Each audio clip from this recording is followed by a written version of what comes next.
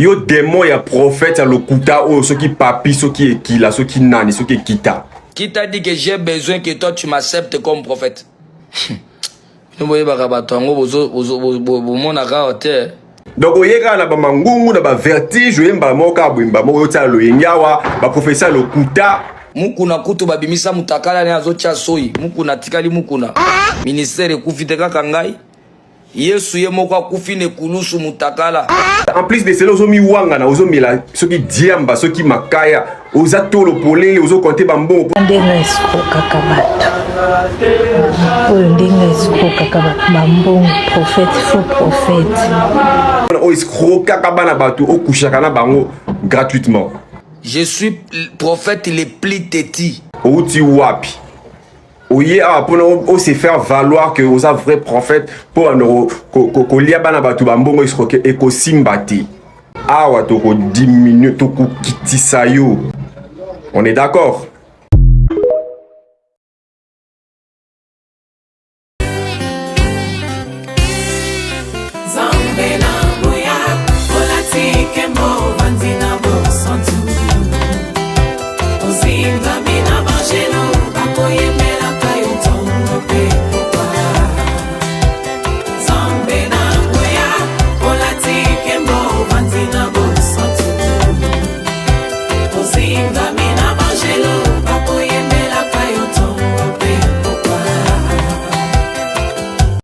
MDG TV, une chaîne Wint pour la cause de Christ. Mafuta Yasika, Mafuta Yasika, Mafuta Yasika.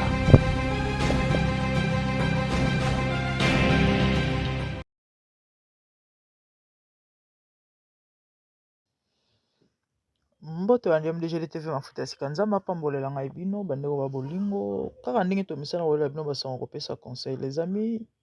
Tosalaki émission moko sur prophète ou abane komela bangi bomonaki et tolobaki mo makambo ebele par rapport ba signe attendez la fin ba mamto kobika lelo et bomoni réplique ya prophète et par rapport ya ba scandale o ya zosala et puis ndenge baza ko dénoncer. Pour votre information mutakala tata o ezotambola. Il y a une dame 2 jours ou 3 jours passés à Salaki émission, Salaki live moko na TikTok. A expliqué comment est-ce que le prophète a conseillé. Le prophète en question, et en fait la dame en question a un problème à conception, Yamabota. Et yena mobile nae, bakota en contact na prophète oyo. Car ndenge asenga bat badisa ki aloso bambongo ebele bele na mukuse a rouler bango ezemi pe eza nango te et chose bizarre yo bengara prophète pour na mambalo sambo mais il s'avérait que yo okomi na ba mitakala ya prophète nde nini bobando solo masolo nini po boko matina niveau ko tinda na mitakala ou encore ye atindelo mutakala, vous comprenez? Donc en fait eza maming eza pasi yango l'autre fois na yebisaki bino ke prophète oyo auta kopesa influenceur moko mitakala ya bandeko basi moko po basala basi wana chantage po balia mbongo do ba vi na bango fete yango yo ya maona ya pasi eza ke bandeko basi na yebi te so to loba na mona nini c'est toujours les femmes ba victimes et c'est vrai baza ba manipulateur et bazala pe na bakisi mais bandeko basi soto ozala mayele ozala malamu na yebaka te ezala penza likambo nini po bamambo ebandi lelo te année passée na sala ye émission ya prophète moko awa o alala mwasi ya bato ya libala s'il vous plaît mwasi wana libala ebando simba te po abande kobota te akiti kisasa prophète ayebisi efo babima 10 fois s'il vous plaît 10 fois mama na lobi na 7e fois nzoto ne ba mame bande koma même kosala epasi so pa melela bando melele biloko nini encore bato Kongo bino boyebi c'est compliqué na ndenge bakoma ko tinda na ba mitakala tozalaki même na mutakala ya prophète wana je disais que et ba mambo ezosala pasi ba mambo ezosala pasi bandeko basi so bokoma mayele oza malamu mingi je sais pas pourquoi toujours vous et ezala penza eloko nini yango eleka na mitu na bino po bokomaka victime ya bamambo boye yo obengi mpo na prière mais sali ndenge nini yo koma na mitakala ya prophète c'est que yo na ye bwana makambo banda kosolola oyo ekomaki ti atindelo motakala parce que jamais kaka boye yo obengi makambo ya prière bosola makambo nzambe edikuwa bando etindelo mitakala ezalaka te se bokomaki na baniveau mosusu mpo ekomaki atindelo motakala to apprendre kozala sérieux na nzambe yango bomoni lelo bato ebele baproblème ezopersiste na bavi na bango parceke baya sérieux te oyoka moto wana bamikumba akokende eglize akoluka elongi ya nzambe nzambe aosala te mpo na nini moto wana aza sérieux te yo obengeli makambo ya losambo me komi epui oza femme marie okomi na mitakala ya prophète nde yene bosola ye masolo nini mpo ekomaka yo okóma na mitakala na ye bandeko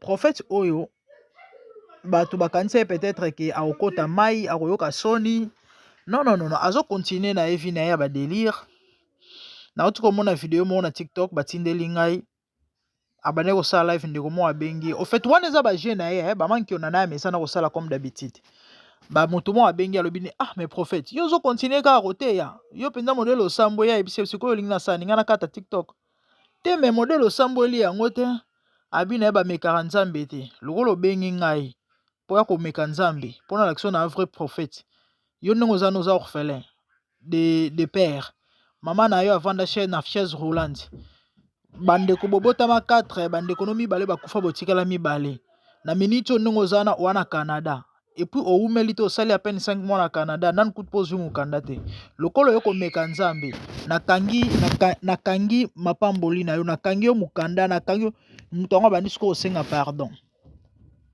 makambo lobi prophète eza ya solo tete elobaki na kosi ya makambo lukuta parce que yo ye awa oya ko challenge nzambe na ngai o te prophète limbisanga ok d'accord nafungoli mapamboli no nafungoli mokanda na yo au fait bato bosakana na nzambe eloko nga na ye kosalela émission oyo eza kana ya koloba na bandeko ke Dieu n'est pas un Dieu de mort, c'est un Dieu de vivant. Et on ne se moque pas de Dieu, dit la Bible. Bandeko nanga bomoni prophète oyo bokanga data lelo ina neze ebele na oya osala émission na yebisa bino makambo ekomeli ye parce que basakana na nzambe te et puis so bomoni moto akomi na baniveau oyo seka okoma na suka nzambe alinga frappe ye yango akomi koexpose mpe kopousse asala akomettre baerreur grave boye parce que bandeko na logique moto soko asambwe ayokaka soni mutu te akoya kosala baémission ya baréplique mutu te akocontinue moto oyo mpenza nzambe alola place ifo monaki toyebisaki bino bato baya baenvoye ya satana moko ya bastratégie eza bascandale mpona kolongola bato pembeni ya nzambe mpona kokangela bato porte alola et ils font ce scandale mpona bato balemba quand de bible ezoloba ke l'iniquité sera accrue dans les derniers jours et l'amour de plusieurs se refroidira et bato ebele ta baomona banti valeur aboye na oke église kosala nini so ekutu nga naza pasteur te mais quand même naza intègre na bandenge moko boye malgré ba faiblesse nanga mais néanmoins na bamakambo nakosala te mpe nasalaka te mpo nayebi ke ya malamu te mais sikoyo moto babengi mosali na nzambe aomibenga mosali na nzambe e bato bayebi ye prophète parce que c'est pas tout le monde qui connaît que ces gens là sont des faux bato bayebi kaka no te baya basali na nzambe mpenza mais baya na bavi moko ya bien te non c'est pas ça ce sont des vrais faux mpenza avec f ya monene oyo bainfiltre église oyo bakofingisa nkombo ya yesu me nzambe aza na bomoi bible eloba na nga bato ya mabe bakosalaka baprogrès bagrand progrès te na bamakambo bango bakosala wana bakoke mosika te sort nango ou encore suka nango ezali c'est vraiment triste les amis c'est vraiment ridicule de voir de telles choses que le Seigneur nous aide et naozanga même na makambo oloba ça fait tellement mal naozanga même makambo oloba nzambe asunga biso amikumisa lobi aza le pasteur le plus teti so motakala kuta mukuna bamona mukuna ndenge azotya soyi ministère ekufa te bonka ye soki kutu ya mawa mingi ya pasi bandeko eza vraiment pasi ya mawa biloko ya boye bapayen baoyoka bapayen baomona pour endurcir leur cœur Et le bas na moninga mo ayebisanga lobi omoni temps to vivre. So omoni moto bongoli motema ya solo. C'est kazaki ka mise à part. C'est kazaki déjà na elembo obongona parce que ba mambozo le kalelo surtout na ba église. En tout cas moto bongola motema te. Moto ko ya église te po ya koluka nzambe jamais. Effectivement parce que ba dégâts na ba scandale ezo salema na milliers d'it chrétiens. Que Dieu nous aide. Ba na nzambe bo simba ko ndima na bino. Nous vivons le temps de la fin. Au moins biloko nyonso fallait kokisama pona olakisa ke non nzamba za solo. Yesu alobela kango. Et Bible ezoloba nanga. Lorsque vous verrez ces choses, que celui qui lit fasse attention. Qu'est-ce que cela veut dire? Toi qui as la connaissance de ce que dit la Bible, de ce qui est écrit, de ce que Jésus a prédit, de ces signes d'état de la fin, tu dois être en état d'alerte. Il y a une distraction. Il y a zala prêt. En tout moment pour y éviter. Et zala mokoni ne ozala ngongani ne po Bible zoloba ni l'air ni les jours to yebate. Ata so enlèvement salami lelote. Mon ami, la mort peut te surprendre. Liwe qui peut sauter. Mikolo ba okufa bana mike ba okufa ba bébé ba okufa bilenge ba okufa. Yaya milengele. Quand tout temps tes vêtements soient blancs, dit la Bible, et que l'huile ne manque point sur ta tête. Que le Seigneur vraiment nous aide. Ya muke on azali nango ya koloba yango wana. Il y a même pas de raison ya koloba belé na ba makambo boye. Nzambe kao kabiso ma nzamba sunga biso. Ça fait trop mal, trop mal. Obi na otota la vidéo ni wana très à l'aise. Aolo bana epe na mon Dieu, que Dieu nous aide. Que Dieu vraiment nous aide. Le bâtiment bazaso na mitema te, bâtiment bazaso na ba arme te quoi. Le bâtiment oyo basi ba teka milimo pona osala mabe, baza déterminé. Nzamba zolokumu, mais il y a un Dieu au ciel. O bango bazoko sakana na eza kombo nzambe. Ba sakana nde na nzambe et ba okutana na nzambe. Ba Moïse wana ba okutana na nzambe. A se retrouver seul na nzambe contre un mur. Des places à comprendre que nzamba moninga na été. Nzamba pambola bino abonnez-vous en suivant sur MDGDTV Mafuta ya Sika. Quant à moi, de bonnes choses. Merci, au revoir. Bye. Yo démon ya prophète ya lokuta o ceux qui papi ceux qui ekila ceux qui nani ceux qui kita. Qui t'a dit que j'ai besoin que toi tu m'acceptes comme prophète? Nous voyons bakabato ngo bozo mona ka hotel. Donc oyeka na ba mangungu na ba vertige yemba moka bwimba moko yota lo yenyawa ba professeur lokuta. Mukuna kutu babimisa mutakala ne azocha soyi mukuna tikali mukuna ministère ekufite kaka ngai Yesu ye moko akufi ne kulusu mutakala. En plus de cela ozomi wanga na ozomila soki diamba soki makaya ozatolo polele ozokonte bambo ndenga esikoka kabato oyo ndenga esikoka kabato bambongo prophète faux prophète o escroka kabana bato okushaka na bango gratuitement. Je suis prophète le plus petit. Outi wapi. Oye pour se faire valoir que vous êtes vrai prophète pour ko lia bana batu bambongo escroquer et ko simbati. Awa to ko diminuer to ko kitisa yo.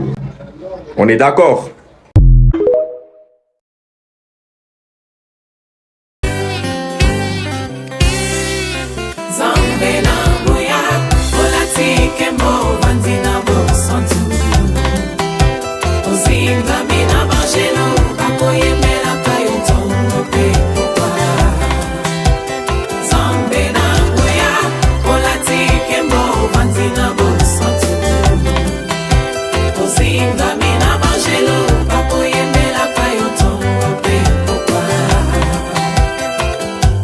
MDGTV, une chaîne Went pour la cause de Christ.